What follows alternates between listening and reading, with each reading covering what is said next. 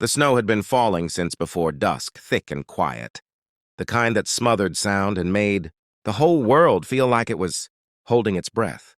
And Eli Carter noticed it the way a man notices pain he has learned to live, without surprise, without complaint, just a dull awareness. That winter had once again wrapped its hands around his ranch and squeezed. Christmas Eve, they called it. The calendar said it mattered. The town church bells had rung earlier. Distant and hollow, but out here on the Wyoming plains, days didn't change their nature just because people wanted warmth and miracles. Eli leaned against the fence rail, his breath turning to fog in front of his beard, eyes fixed on the far pasture where the cattle huddled close, dark shapes against endless white. 3 years ago, this night would have smelled like cinnamon and pine, would have echoed with laughter drifting from the kitchen window, would have meant Clara humming off-key while she burned the first batch of cookies and blamed the oven like she always did. 3 years ago, Christmas had been alive. Now it was just another reminder of what the snow had buried and never given back. Eli turned toward the house, the big old ranch home standing stubbornly against the storm. Lights off except for the lamp near the window. He didn't decorate anymore. No tree, no wreath, no reason. Inside, the fire crackled low. The coffee pot sat empty, and the silence pressed in so hard it felt heavier than the cold outside. He shrugged off his coat, hung it on the peg Clara had carved her name into with a pocket knife years back, and poured himself a drink he didn't need but always took anyway on nights like this. The clock on the wall ticked loud enough to be irritating. Midnight was creeping closer, and with it, memories he'd rather not unwrap. That was when he heard it. A sound so faint at first he thought it was the wind, or the barn door shifting under snow, but it came again, sharper this time, a knock, hesitant and weak, as if whoever stood outside wasn't sure they deserved to be heard. Eli froze. Nobody came out here unannounced, not in weather like this, not on Christmas Eve. He set the glass down slowly, grabbed the old rifle from its place by the door more out of habit than fear, and stepped toward the entrance. Another knock, followed by a voice so quiet it nearly disappeared into the storm. "Sir?" The word cracked like it had been broken on the way out. Eli opened the door, and the cold rushed in like an animal desperate to get warm. Standing there on his porch was a woman, no, a girl. Really, wrapped in a threadbare coat far too thin for the night, snow clinging to her dark hair and lashes, her hands bare and red, shaking so badly he wondered how she was still standing. Her eyes lifted to his, wide and exhausted, and in them he saw something he recognized all too well, the look of someone who had run out of options. She swallowed hard, breath coming out in short, painful puffs, and said the words that would change both their lives forever. "I ain't got nowhere to go, sir, but I can cook." For a long moment, Eli didn't answer. The world seemed to tilt, the porch light buzzing softly above them, snow swirling around her like she might vanish if he blinked too long. Clara's face flashed in his mind, the way she'd once taken in a stranded traveler without hesitation, the way she'd said kindness was like fire. You didn't hoard it or it went out. Eli tightened his grip on the doorframe, jaw clenched, fighting a battle he hadn't expected on a night he'd sworn would be empty. Finally, he stepped aside.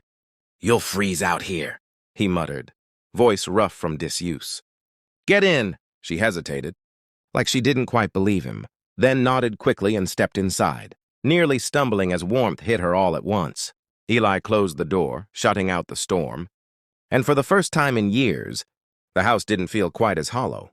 She stood there awkwardly, dripping snow onto the worn floorboards, clutching the edges of her coat like it was the only thing keeping her together. "Name's Eli," he said gruffly, hanging the rifle back where it belonged. "You?" "Mara," she whispered. He pointed toward the fire. "Sit, warm up." She obeyed, lowering herself carefully onto the chair by the hearth, hands stretched toward the flames, sighing despite herself as color slowly returned to her fingers. Eli fetched a blanket from the back room, one Clara had stitched long ago, and draped it over Mara's shoulders without a word. She looked up at him then, eyes shining with something dangerously close to tears. "Thank you," she said, like the words cost her something. He nodded once and turned away, suddenly uncomfortable. "You said you can cook," he grunted, more to fill the silence than anything else. A faint smile tugged at her lips. Yes, sir, real good.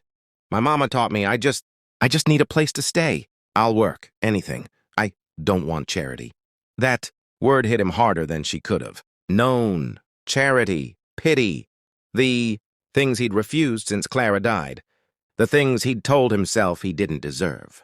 He stared into the fire, watching sparks jump and die. You can stay the night, he said finally. Storm won't let you go anywhere anyway. Relief washed over her so fast it left her dizzy. She nodded again and again. That's more than enough, sir, truly. The clock ticked on, marking the slow crawl toward Christmas morning. And for reasons Eli couldn't explain, he found himself pulling ingredients from the pantry he hadn't touched in months. Flour, beans, a bit of meat he'd been saving. Mara watched him uncertainly until he jerked his head toward the kitchen. If you're going to cook, he said, might as well earn your keep. Her smile this time was real, small but bright, and she moved with quiet confidence, rolling up her sleeves, lighting the stove, filling the house with sounds and smells that stirred. Something long buried in Eli's chest. As she worked, she spoke in pieces, about drifting from town to town after her parents died, about bad luck and colder nights, about learning to stretch a meal to feed many. Eli listened without interrupting, surprised to find himself wanting to hear more. When she finally set a bowl in front of him, steam rising, he took a bite and froze again. Not from cold this time, but from memory. It tasted like home, like Christmas before it broke. He cleared his throat roughly. You did good, he said, and the words felt heavier than they should have. Outside, the snow kept falling, but inside, something fragile and unfamiliar began to take shape. Not hope exactly, not yet, but the possibility of it. And if you're still reading or listening right now, this is where the story truly begins. Because sometimes the smallest knock on the coldest night opens. A door not just to shelter, but to redemption.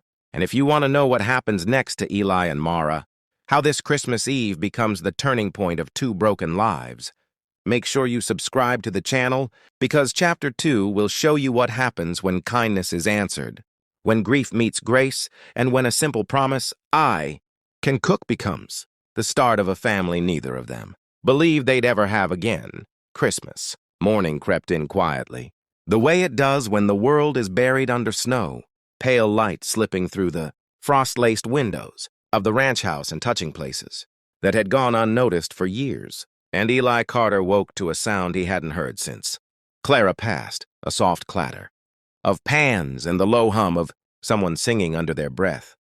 For a moment, half asleep, he thought he was dreaming, that grief had finally loosened its grip and let his mind give him one last cruel gift. But then the smell reached him, warm and rich. Bacon sizzling, bread baking, coffee brewing strong enough to punch through the heaviness in his chest. And he sat up in bed, heart pounding, staring at the empty space beside him that had stayed empty for 3 long winters. He swung his legs over the edge of the bed, pulled on his old flannel shirt, and stepped into the hallway, where the house felt different, not louder, not brighter exactly, but lived in, like it was remembering how to breathe again. In the kitchen, Mara stood at the stove, hair loosely tied back, sleeves rolled up, moving with the kind of purpose that came from needing to be useful, from knowing that survival sometimes depended on how well you could feed another soul. She looked up when she heard him, eyes widening just a little, like she still wasn't sure she belonged there, and smiled. "Merry Christmas, sir," she said softly. The words hit him square in the chest. Merry Christmas. He hadn't said them out loud in years. Eli cleared his throat and nodded. Smells good, he managed. She set a plate on the table, careful and respectful, like she was afraid to overstep. I hope you don't mind. I found some things in the pantry. Didn't want to waste anything. He sat, hands resting on the worn wood, and watched her place the food down. Simple, hearty, honest. And when he took the first bite, the silence stretched between them, thick with memories. You remind me of my wife, he said suddenly, surprising them both. Mara froze, then turned slowly. I'm sorry, she whispered, eyes lowering. He shook his head. Don't be.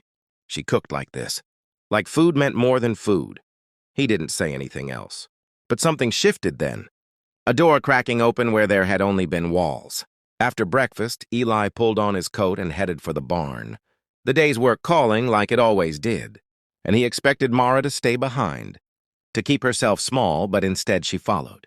Boots borrowed and too big, determination written all over her face. "I can help," she said quickly, as if daring him to refuse. He studied her for a moment, then handed her a pair of gloves. "All right," he said.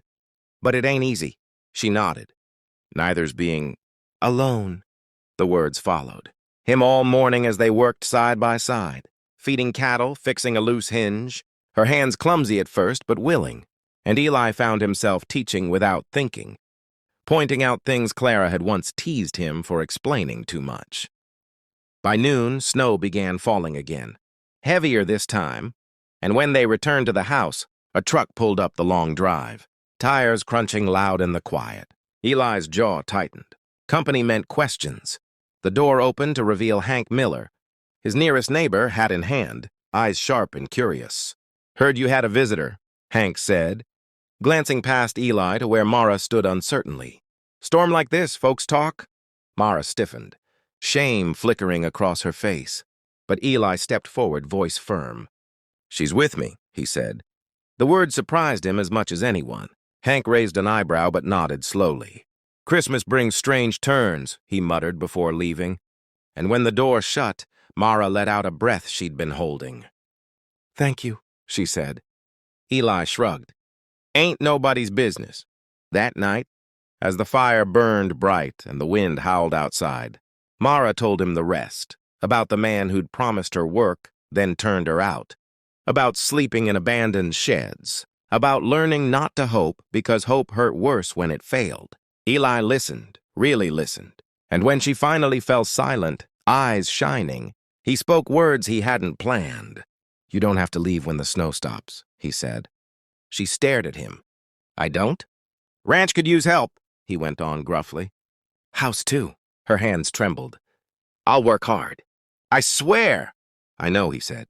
Months passed after that Christmas, the seasons turning slow and sure, and Mara stayed, proving herself in 100 small ways, fixing meals, tending animals, bringing laughter back into rooms that had forgotten the sound. The town whispered, then watched, then slowly accepted.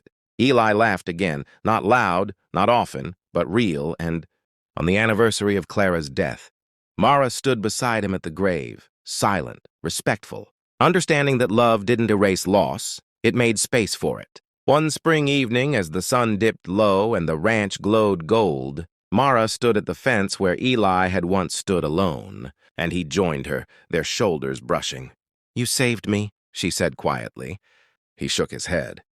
"No," he replied. "You knocked on my door. And if this story touched something, in you, if you believe that kindness can change the course of a life, that broken people can still build something whole together, then don't let this moment pass. Subscribe to the channel, because stories like Eli and Mara's remind us that sometimes all it takes is one cold night, one brave whisper, and one open door for a miracle to begin."